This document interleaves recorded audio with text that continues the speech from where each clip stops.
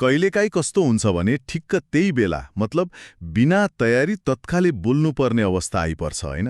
हो नि, मिटिङमा होला या कतै साथीभाइको बीचमा। हो, त्यस्तो बेला कसरी अलि ढुक्क भएर प्रभावकारी ढङ्गले बोल्ने अनि त्योसँगै आउने डर वा चिन्ता त्यसलाई कसरी सम्हाल्ने? आज हामी यही विषयमा अलिकति गहिरेर कुरा गर्दैछौँ। ए राम्रो विषय, यो त धेरैलाई हुन्छ होला यस्तो। हो, हाम्रो छलफलको आधार चाहिँ स्ट्यानफोर्ड ग्रेजुएट स्कुल अफ बिजनेसको एउटा युट्युब सामग्री हो, think fast talk smart communication techniques भन्ने। ए मैले पनि हेरेको छु, त्यो एकदमै व्यावहारिक छ।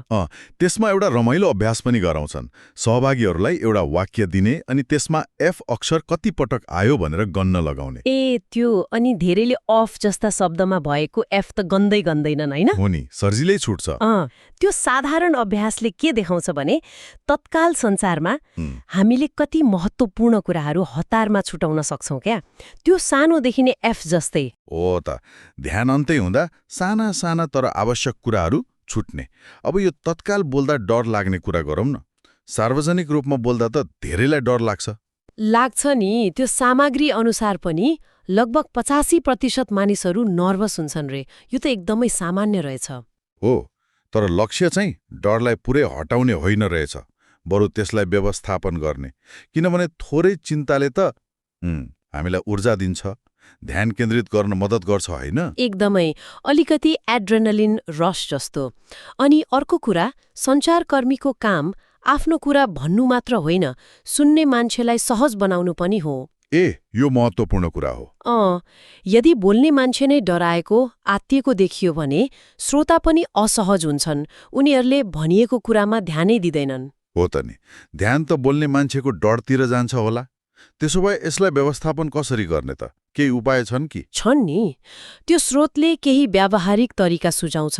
पहिलो त त्यो चिन्ताको शारीरिक सङ्केत हुन्छ नि, जस्तो पेट गडबड हुनु, मुटु ढुकढुक हुनु, हात काम्नु। हुन्छ, पसिना आउने। हो, त्यसलाई पहिले त चिन्नु पर्यो अनि स्वीकार्नु पर्यो। ल है, मलाई अलि डर लागिरहेको छ, यो सामान्य हो भनेर आफैलाई सम्झाउने। त्यसलाई दबाउन खोज्नु भएन, स्वीकार्नु पर्यो। स्वीकारेपछि त्यो अनियन्त्रित हुन पाउँदैन के। दोस्रो उपाय, त्यो बोल्ने स्थितिलाई एउटा प्रस्तुति वा परीक्षा जस्तो नसोच्ने। कसरी सोच्ने त? एउटा कुराकानीको अवसरको रूपमा लिने। यसले त्यो प्रेसर कम हुन्छ नि, जस्तो सुरुमा त्यो गन्ने जस्तो सानो प्रश्न सोध्ने होइन? हो। अथवा एकदम औपचारिक भाषा प्रयोग गर्नुभन्दा सरल संवादात्मक शैली अपनाउने। एक व्यक्तिले विचार गर्नुपर्छ भन्नुको सट्टा हामीले सोच्नुपर्छ वा यो तपाईलाई काम लाग्छ नि भन्ने। कुराकानी जस्तो बनाउने। तेस्रो उपाय पनि छ कि? छ।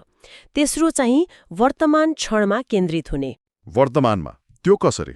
मतलब भविष्यको चिन्ता नगर्ने। ओहो मैले गल्ती गरेँ भने के होला, मान्छे हाँस्लान् कि, यस्तो सोचेर झन डर बढ्छ। हो त, दिमाग त्यता गयो भने त झन गाह्रो। यसैले वर्तमानमा ध्यान दिनु पर्यो। यसका लागि अलिकति हिँडुल गर्ने, यताउता गर्ने अथवा सङ्गीत सुन्ने। अनि त्यो जिब्रो बटार्ने अभ्यास पनि थियो नि?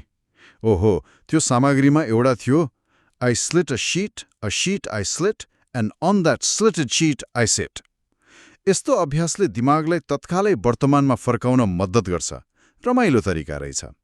यी तरिकाले चिन्ता पुरै हट्छ त? पुरै त हट्दैन, जादु जस्तो त हुँदैन, तर त्यसलाई बढ्न दिँदैन, काबुमा राख्छ।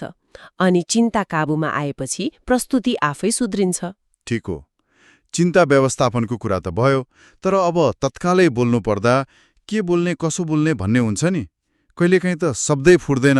हो नि, यसमा पनि त्यो स्रोतले राम्रो कुरा भन्छ। तत्काल बोल्न नसक्नुको एउटा ठूलो कारण हामी आफै हौं रे। हामी आफै? कसरी? किनभने हामी सधैँ सबैभन्दा सही, सबैभन्दा उत्कृष्ट, सबैभन्दा चलाख जवाफ दिनुपर्छ भन्ने सोच्छौं। त्यो पर्फेक्सनिजमको दबावले हामीलाई बोल्न दिँदैन। हो त, सधैँ बेस्ट नै दिनुपर्छ भन्ने सोच। त्यसैले स्रोतले एउटा अनौठो तर शक्तिशाली मन्त्र दिन्छ, सामान्य हुने 8 गर। डेयर टु बी डल, सामान्य हुने 8।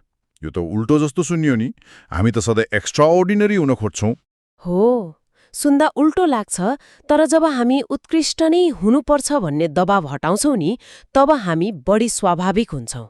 अनि अचम्मको कुरा, त्यति बेला नै हाम्रो प्रस्तुति अझ प्रभावकारी हुन सक्छ। कस्तो गहिरो कुरा।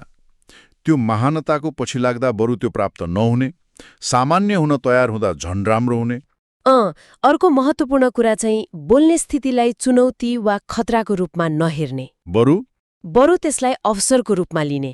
जस्तै कसैले अचानक तपाईँलाई केही भन्न लगायो भने अहो फसाद पर्यो सोच्नुभन्दा धन्यवाद, मेरो विचार राख्ने मौका मिल्यो। ठ्याक्कै। त्यही मानसिकता। यो यस एन्ड भन्ने सिद्धान्त जस्तै हो, इम्प्रोभमा प्रयोग हुन्छ नि। आएको कुरालाई स्वीकार्ने र त्यसमा केही थप्ने, त्यसलाई रोक्ने होइन। यसले हाम्रो प्रतिक्रियालाई रक्षात्मक हुनबाट बचाउँछ होला, होइन?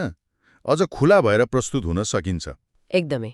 ल, आज हामीले यो स्ट्यानफोर्डको सामग्रीमा आधारित रहेर तत्काल बोल्दा हुने त्यो चिन्तालाई कसरी व्यवस्थापन गर्ने अनि बिना तयारी बोल्ने कला कसरी सुधार्ने भन्ने बारेमा केही मनोवैज्ञानिक तरिका र सिद्धान्तहरूमा छलफल गर्यौं।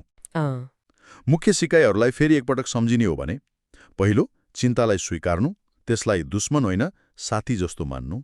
दोस्रो, बोल्ने स्थितिलाई प्रदर्शन होइन कुराकानी र अवसरको रूपमा लिनु।